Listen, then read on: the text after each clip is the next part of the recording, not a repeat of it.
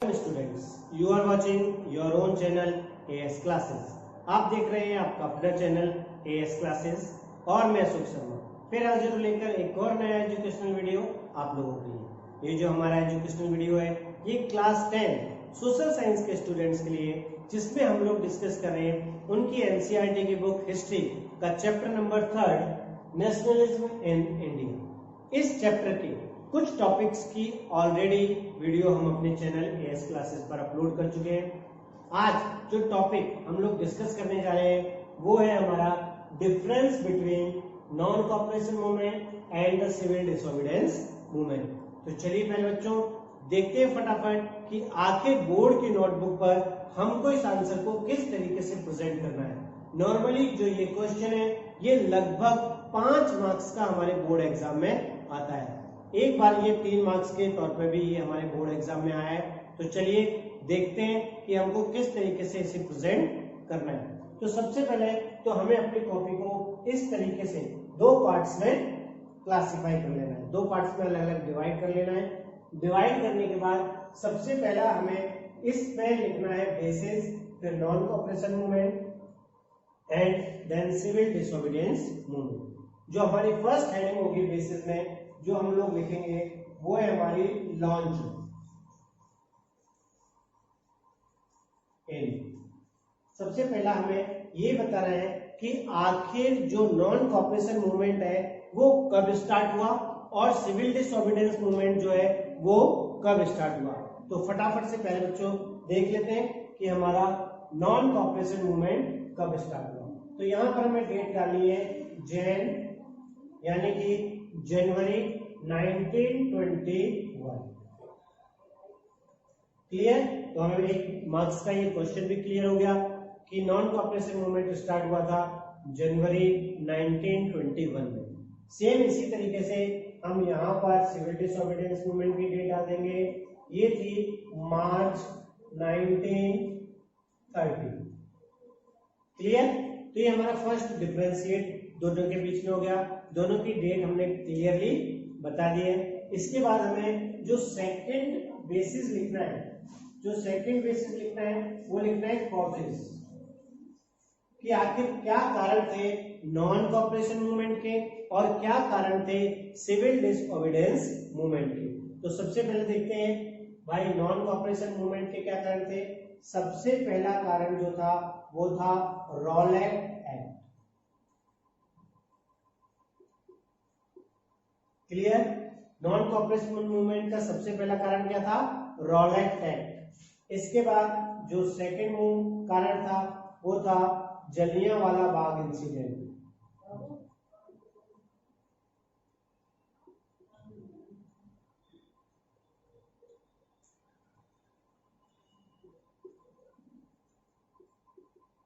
ठीक है प्यारे बच्चों। और उसके बाद हमारा जो थर्ड कॉज था, जो तीसरा कारण था वो था खिलाफत मूवमेंट।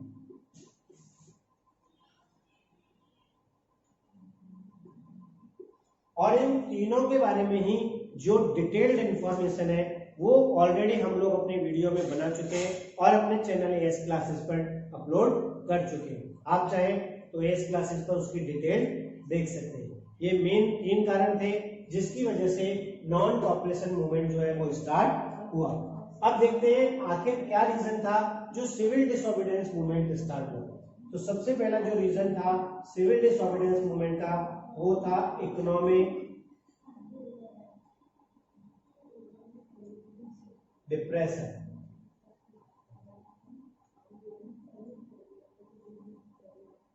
इसके अलावा सेकंड जो रीजन था वो था साइमन कमीशन।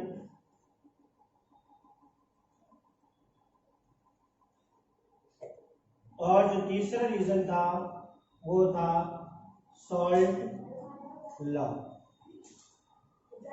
और ये तीनों का ही डिस्क्रिप्शन, इन तीनों की ही डिटेल हम वीडियो के तौर पर अपने चैनल एएस क्लासेस में अपलोड कर चुके हैं। इकोनॉमिक डिप्रेशन जो कि वर्ल्ड का इकोनॉमिक डिप्रेशन था 1929, और इसी पर्टिकुलर पीरियड में 1926 से लेके 1930 के बीच में इंडियन इकोनॉमिक कंडीशंस थी जो बहुत ज्यादा डिस्टर्ब हुई थी, बहुत ज्यादा यहाँ पर प्रॉब्लम्स क्रिएट हुई थी। इन्हीं प्रॉब्लम्स के तहत साइमन कमीशन को भारत भेजा गया था और भारत में एक लॉ पास किया गया, सॉल्ट लॉ, जिसकी वजह से गांधी जी ने सॉल्ट मार्च स्टार्ट किया था। यही कारण था सिविल डिसओबीडियंस मूवमेंट का। क्लियर है बच्चों? तो दोनों के रीजन हमें पर समझ में आ गए। अगर उनके इंडिविजुअल क्वेश्चंस भी आते हैं तो भी आपको केवल एक ये याद करना है और इसके बेसिस पर आप इजीली क्लासिफाई कर सकते हो। अब हमें जो थर्ड बेसिस लिखना है वो हमें ध्यान से लिखना है। उसमें हम लिखना है पार्टिसिपेंट्स।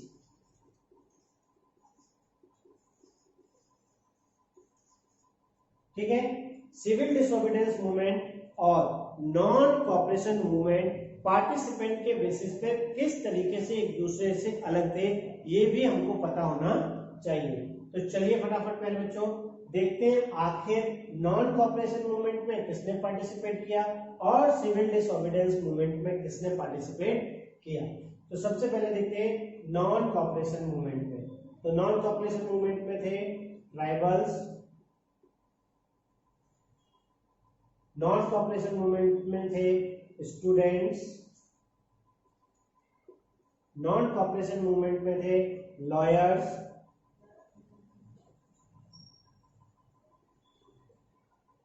नॉन कॉपरेशन मूवमेंट में थे हेडमास्टर्स,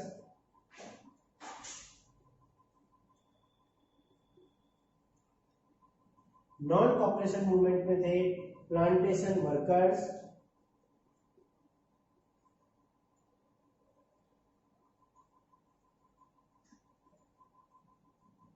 ठीक है।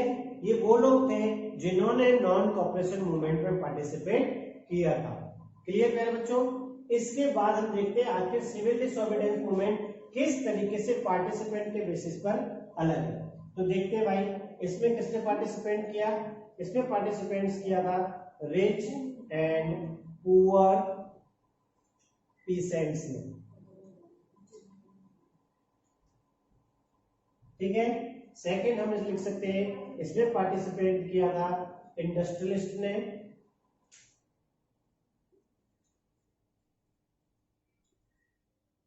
थर्ड हम लिख सकते हैं इसमें पार्टिसिपेट किया था बिजनेसमैन ने,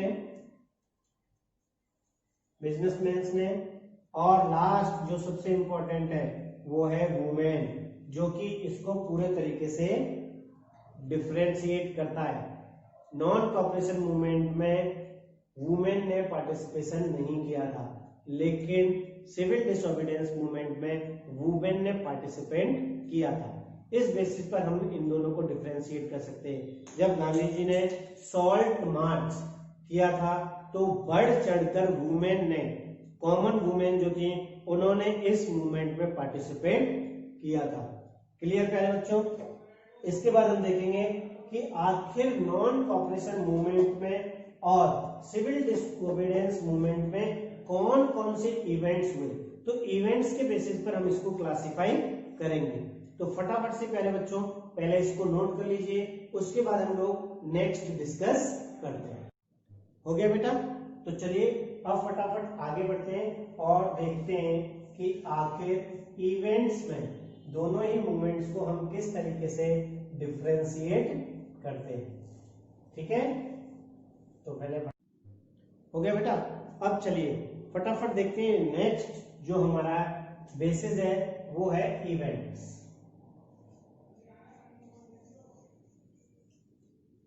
ठीक है, इवेंट्स के बेसिस पर हम दोनों को डिफरेंशिएट करेंगे। तो सबसे पहले देखते हैं आखिर नॉन कॉपरेशन मूवमेंट में कौन कौन से इवेंट्स हुए।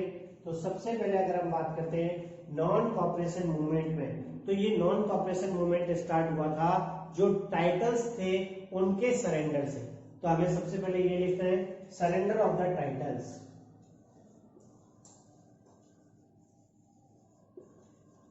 Surrender of titles. क्लियर? सबसे पहला काम क्या हुआ था? टाइटल सरेंडेड हुए थे। उसके बाद हमें देखना है सेकंड पॉइंट। सेकंड पॉइंट में क्या हुआ था?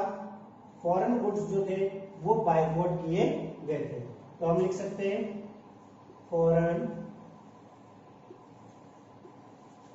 Goods were बायकॉटेड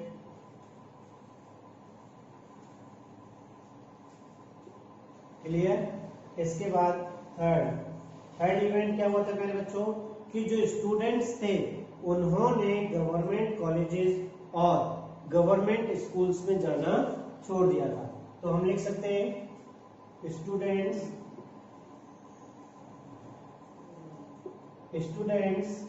left the government schools and colleges। ठीक है। इसके अलावा जितने भी लॉयर्स थे उन लॉयर्स ने अपनी लीगल प्रैक्टिसेस छोड़ दी थी, यानी कि जो गवर्नमेंट जुडिशियरीज थी वहां पर काम करना बंद कर दिया था। तो हम फोर्थ पॉइंट में यहां लिख सकते हैं इवेंट में जो लॉयर्स थे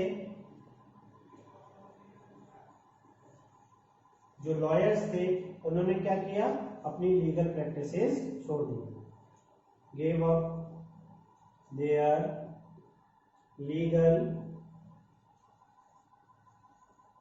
प्रैक्टिसेस।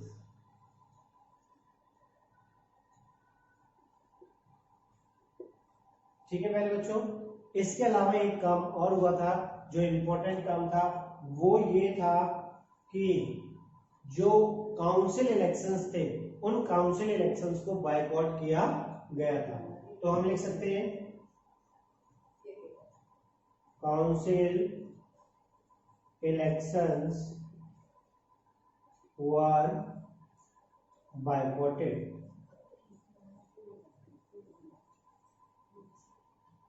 ठीक है। लेकिन एक चीज ध्यान रखनी यहाँ पर कि मद्रास प्रोविंस एक ऐसा था जहां पर इन इलेक्शंस को बायकॉट नहीं किया गया था। क्या रीजन है उसका भी ऑलरेडी हम लोग एक वीडियो अपने चैनल एएस क्लासेस पर अपलोड कर चुके हैं। तो ये वो इवेंट्स थे जो नॉन कॉपरेशन मूवमेंट में हुए थे।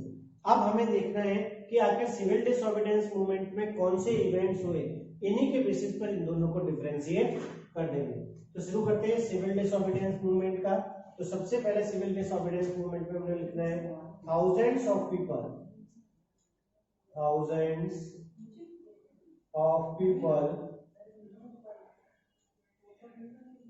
ठीक है। क्या किया था उन्होंने,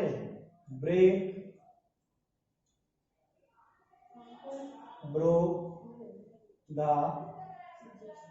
सॉल्ट लॉ। ब्रिटिशर्स के द्वारा जो नमक बनाने के ऊपर, नमक मैन्युफैक्चरिंग के ऊपर अपने राइट्स लिए गए थे, सॉल्ट लॉ के तहत लोगों ने जगह जगह नमक बनाकर, गांधी जी ने शुरुआती सॉल्ट मार्च इसी से की थी, इसी के बेसिस पर लोगों ने जगह जगह नमक बनाकर इस कानून को तोड़ना शुरू कर दिया था। इसके बाद हम सेकंड पॉइंट लिख सकते हैं, ये भी इसमें मूवमेंट में जो फॉरेन गुड्स थे उनको भी बायकॉट किया गया था। तो हम लिख सकते हैं foreign goods were बायकॉटेड।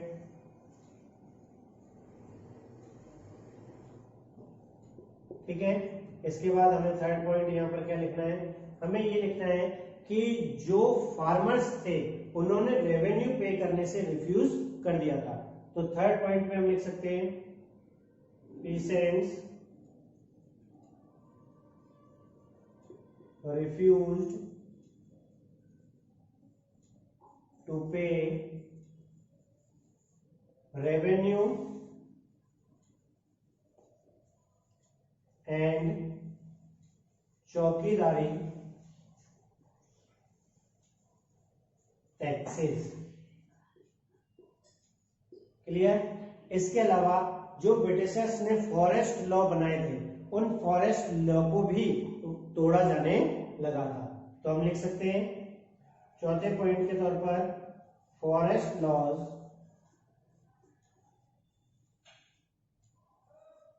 Were वोलेटेड। Clear. ये रीजन्स थे जिनके बेसिस पर, ये वो इवेंट्स थे जिनके बेसिस पर हम इसको डिफरेंशिएट कर सकते हैं। क्लियर प्यारे बच्चों। और अब लास्ट बेसिस जो कि हमको एंड करना है, और वो है हमारा एंडेड इन। ठीक है, कब ये मूवमेंट्स जो थे वो एंडेड हुए यानी समाप्त हुए। तो जो नॉन कॉपरेशन मूवमेंट है ये फेब 1922 को वापस ले लिया गांधी जी द्वारा। वापस क्यों लिया गया? क्योंकि जो गोरखपुर, यूपी गोरखपुर एक जगह है जहां पर चौरी चौरा एक प्लेस है, उस चौरी चौरा नामक स्थान पर कुछ लोग एक शांतिपूर्ण मार्च ले जा रहे थे, जिस पर पुलिस वालों ने लाठीचार्ज किया और वहां पर ये झड़प एक वायलेंट मूवमेंट में कन्वर्ट हो गई। कुछ लोगों ने मिलकर पुलिस वालों को उनकी चौकी में बंद किया और आग लगा दी। इस घटना से दुखी होकर गांधी जी ने नॉन कॉपरेशन मूवमेंट और वहां नॉन कॉपरेशन मूवमेंट वापस ले लिया। किसने? गांधी जी ने नॉन कॉपरेशन मूवमेंट वापस ले लिया। इसके बाद हम देखते हैं आखिर सिविल डिसोबीडियंस मूवमेंट है ये कैसे वापस हुआ। तो जो सिविल डिसोबीडियंस मूवमेंट है ये 1931 में एक बार वापस हुआ 1931 में, फिर इसको दोबारा रीलॉन्च किया गया और उसके बाद ये 1934 में बंद हुआ। क्लियर? ये 1931 में क्यों बंद हुआ? क्योंकि इस पर्टिकुलर पीरियड में जगह जगह पर वायलेंस स्टार्ट हो चुका था इंडिया में। जो इंडस्ट्रियलिस्ट थे उन्होंने कई पुलिस वालों के ऊपर वायलेंट अटैक किए थे, जिसकी वजह से गांधी जी थोड़े नाराज थे।